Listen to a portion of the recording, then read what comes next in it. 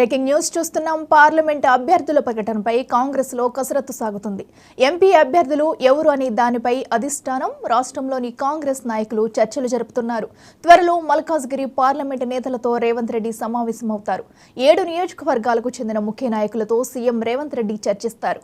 లోక్సభ అభ్యర్థి ఎంపికకు సంబంధించిన అంశంపై ప్రధానంగా చర్చిస్తారని పార్టీ వర్గీయులు చెప్పుకుంటున్నారు.